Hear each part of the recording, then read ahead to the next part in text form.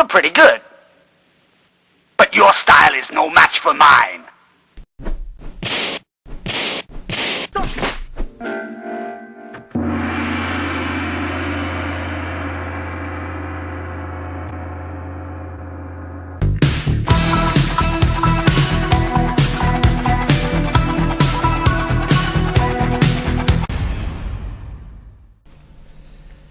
Hey, it's me, and welcome to Trump Mafia. As you know, I'm running a classy operation over here, and so I have to rectify my report on the fire in Chappaqua, the Hillary Clinton mansion. I was talking about her burning documents with her immigrant maid because they were scared of a Nunes subpoena coming out, because it really rattles these people when they have somebody that's not controlled opposition or somebody that's paid off. Devin Nunes really is in his super secret A-team doing the things that need to be done, so these people are rattled, they don't know what to expect. But it turns out that maybe this is not what happened, because the fire was in the bedroom, and I now read some reports, and so I have to I have to do a I have to rectify what I was saying before. Now, Huma Abedin was present in the bedroom, and it turns out, according to the police reports, that Huma Abedin was trying out a new vibrator dildo on Hillary Clinton's anus. Now, you understand that Hillary Clinton has organic problems, biological problems, all kinds of diseases, and one of them is that she cannot really control her bowel movements very well, but also she tends to produce a lot of H2S gas, hydrogen sulfide. Now, this is known to be smelling like rotten eggs, and it's highly flammable. Now, I'm thinking that perhaps Hillary Clinton was being dildoed by Huma Abedin, and the dildo, I don't know, maybe was made in Vietnam or in Bangladesh, and some sparks flew off, and it ignited the hydrogen sulfide. Or maybe Hillary Clinton, she's very flatulent, maybe she was passing gas, if you will, and it coincided with the spark of the dildo. So obviously the linen on the bed was immediately set on fire, and Huma Abedin and Hillary Clinton were in a panic, and they roll off the bed, and Hillary Clinton started going into a seizure, doing a bobblehead. Huma Abedin was doing that, I don't know, that Pashtun or that Wahhabi. She was going all hysterical. And so finally they had to call 911, saying that there was a fire. And so the police did interrogate them, and they admitted that they were doing some dildo play. Now, obviously, one of the police officers had to investigate, and he took the dildo into possession as evidence. It was a greasy black dildo.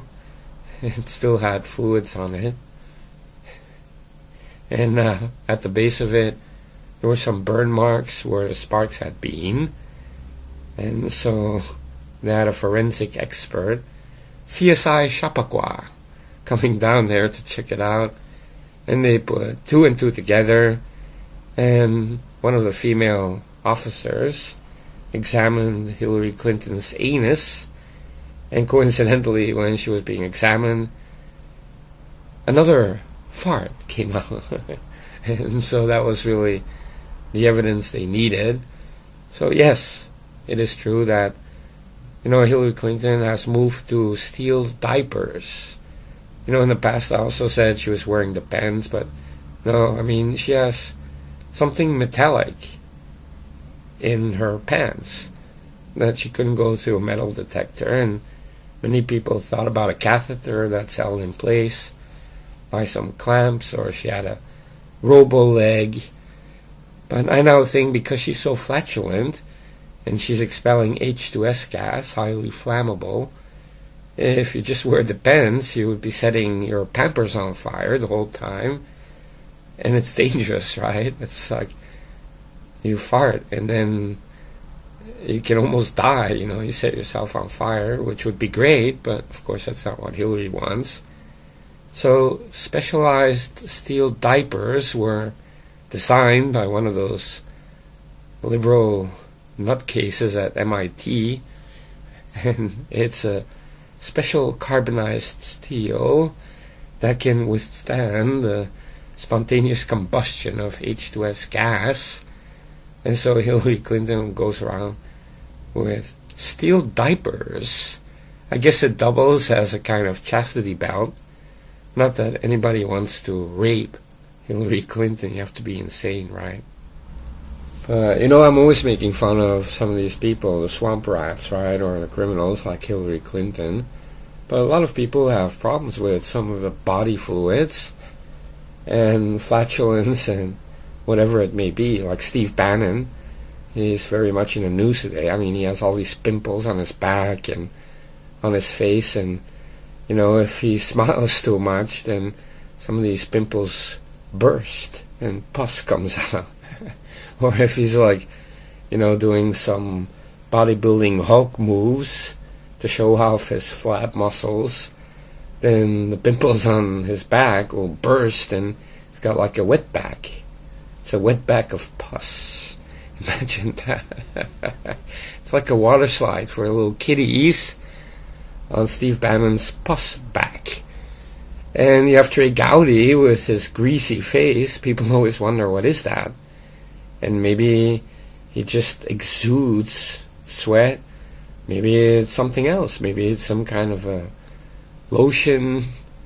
Maybe it's cum, right? You just never know with some of these people in Congress. And I always imagine, what if it's flammable? I would run up to Trey Gowdy when he's giving one of his amazing yogurt gargling speeches and flick like a lighter near his face and see if it lights up. He'd be like a skinny mongoloid version of the Ghost Rider with the flaming pin-headed skull. And he'd be trying to finish his stupid speech. Talk about a fiery speech. Trey Gowdy delivers another fiery speech. Literally this time. And they show a clip with Trey Gowdy's head on fire. And you would put it out, and it's like blackface, right? With the wide-eyed ping-pong squid eyes, and the rest of him, it's like charcoal. Yeah, too bad. But these, they always say Trump really smells great. I've always read that women who met Trump in Rio, he smells like terrific. He smells like a billionaire. Like, this guy really, I don't know what he has. Maybe, he can get the best types of body care in the world, and I don't know, he's bathing in liquid gold or something. But when you hear stories about Hillary, Steve Bannon, all of these people, you always hear stories about they smell bad. Obama has a musky buffalo type smell, or wet carpet, some people said, and he smells kind of like hashish. And who knows what this guy puts in his body. And he's famous for always burping, farting. I mean, this guy was raised in a hut. Okay, in Hawaii or in Kenya, it doesn't matter. He was raised in a hut. Or was it Indonesia? And he admitted that he was eating bugs when he was a kid. And dogs. I mean, I can't believe we had a president who grew up eating cockroaches and dogs. No wonder this guy sucked. And so I'm joking, but let's get back to that fire in Chappaqua. And I was thinking, it's a bedroom. And I think, what if Hillary's a smoker, right? Her voice is always so raspy, and, it's like she doesn't even smoke cigarettes. She smokes cigars and inhales. Wow, that's tough. And so maybe, she had a seizure, and the cigarette fell on the bed, and a fire ensued. Maybe she had a kind of epileptic attack, and she knocked over the satanic candles that were burning there on her shrine to Lucifer, and she caused a fire that way. Either way, she was having some kind of a bobblehead seizure, and her black slave nurse guy wasn't there, and Huma wasn't there. But yeah, too bad she didn't die in the fire. But isn't it true that a demon like that can survive a fire, that you really have to literally drive a stake through her heart like a vampire? Or do you have to chop her in pieces like for zombies just to make sure? Because I just feel like, if demons are from hell and hell is eternal fire, then why would you be able to kill demons with fire? It doesn't make any sense, right? It's like telling a dolphin, I'm gonna drown you with water. In the tank you go, you're gonna die. And the dolphin's like, or whatever dolphins make as a sound. I'm not a good animal sound maker. But really now, I'm thinking, Hillary Clinton cannot walk down a couple of stairs without breaking her toe, walking around with an ankle boot. She's collapsing, she's having seizures. Nobody really knows how sick this dog is.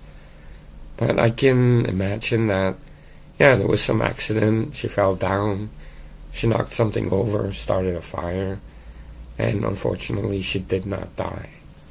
Say, all right.